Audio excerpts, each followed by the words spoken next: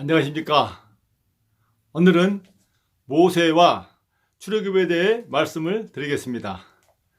출애굽기 1장부터 마지막 40장까지입니다. 하나님께서 아브라함에게 말씀하신 대로 이스라엘 자손이 400년간 애굽의 객이 되겠다가 모세의 인도로 애굽을 나와서 시내산에서 하나님의 율법과 성막을 받는 것이 기록되어 있습니다. 모세는 야곱의 아들 레위의 후손으로 애굽에서 태어났습니다. 당시 애굽 왕 바로가 이스라엘 자손이 많고 강대해짐을 보고 학대하면서 남자가 나거든 하수에 던지라 하였습니다.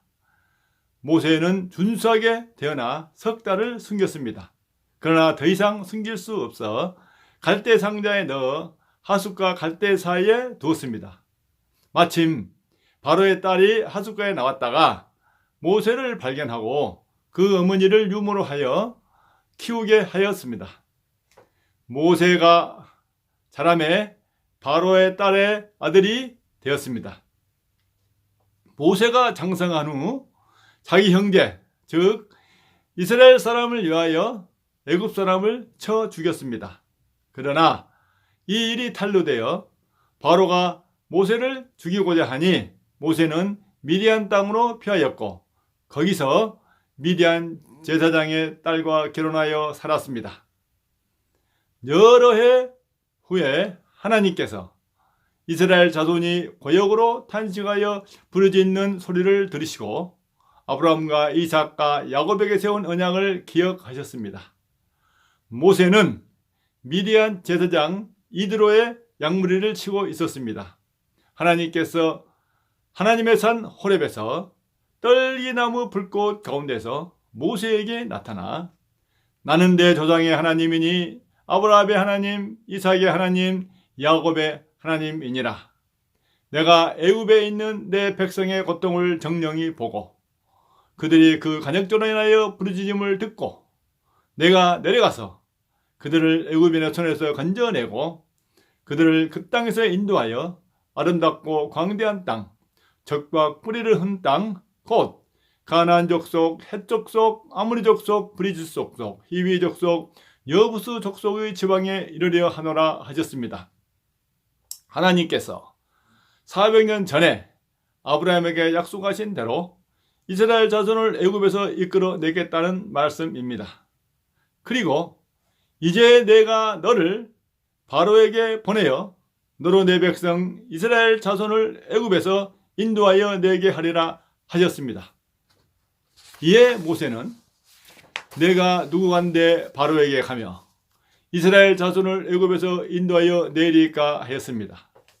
하나님께서 내가 정녕 너와 함께 있으리라. 내가 백성을 애굽에서 인도하여 낸 후에 너희가 이 산에서 하나님을 섬기리니 이것이 내가 너를 보낸 증거니라 하였습니다. 하나님께서 모세를 통해 이스라엘을 애굽에서 이끌어내 하나님의 산 호렙에서 하나님을 섬기게 하겠다는 말씀입니다. 모세는 여러 변명과 이유를 들어 자신이 불가함을 말했으나 하나님께서 확실한 증거를 주시고 또한 강권하심으로 하나님의 말씀대로 하게 되었습니다.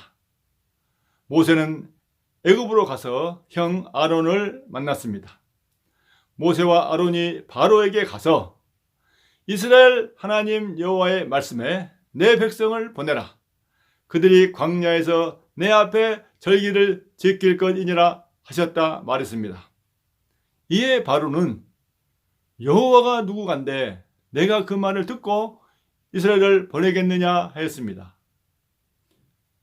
여호와께서 모세에게 이제 내가 바로에게 하는 일을 내가 보리라. 강한 손을 더함으로 바로가 그들을 보내리라 하셨습니다. 이후 하나님께서 10가지 이적과 재앙을 모세를 통해 애굽에 내리셨습니다. 9번째 이적과 재앙까지 바로는 거짓 회개와 변명 그리고 거짓 굴복으로 모세를 속였습니다. 마지막 10번째 재앙은 애굽 가운데 처음 난 것, 즉 바로의 장자로부터 여종의 장자까지와 모든 생축에 처음 난 것이 죽는 것이었습니다. 그러나 하나님의 말씀대로 어린 양의 피로 문차후 설주와 임방에 바른 이스라엘 자손은 죽음이 임하지 않았습니다. 죽음이 유월한 것입니다. 바로는 10번째 재앙을 당하고서야 이스라엘 자손을 내보냈습니다. 하나님은 이 날을 여호와의 유월절로 삼았습니다. 애굽을 떠난 이스라엘 자손은 한 달 반 만에 모세의 인도로 홍해를 육지처럼 건너 수르 광야로 들어가 하나님의 산 시내산에 이르렀습니다. 하나님께서 시내산에서 모세에게 이른 대로 된 것입니다.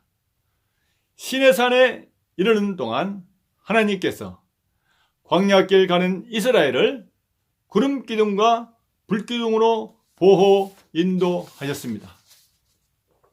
홍해 앞에서는 쫓아오는 애굽 군대를 보고 애굽의 매장지가 없으므로 우리를 이끌어 내었느냐 할 때 홍해를 갈라 건너게 하시고 애굽 군대를 홍해에 수장시키셨습니다.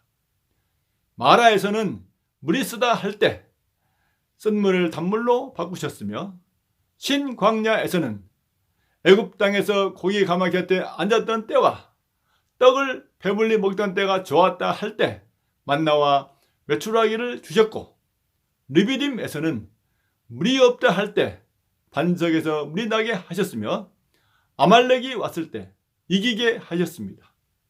하나님께서는 아브라함과의 언약 때문에 때마다 원망하고 불평하는 이스라엘 자손을 용서해 주시고 어렵고 힘든 문제를 해결해 주시면서 신의 산으로 인도하셨습니다.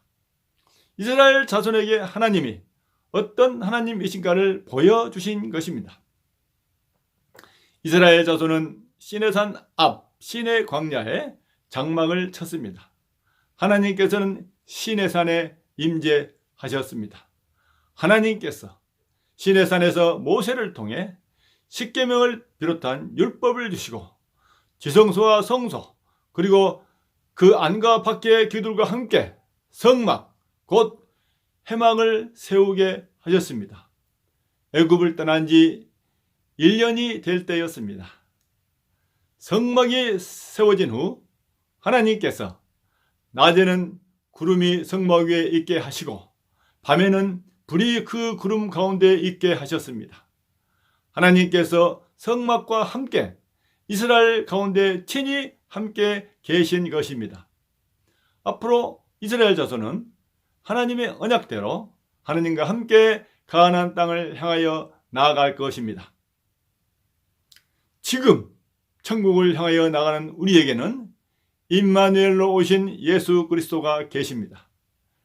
이스라엘 자손과 함께 계셨던 하나님이 예수 그리스도와 함께 우리와 함께하고 계신 것입니다. 광야에서 이스라엘 자손을 도우셨던 하나님이 지금 우리의 인생길을 도우고 계십니다.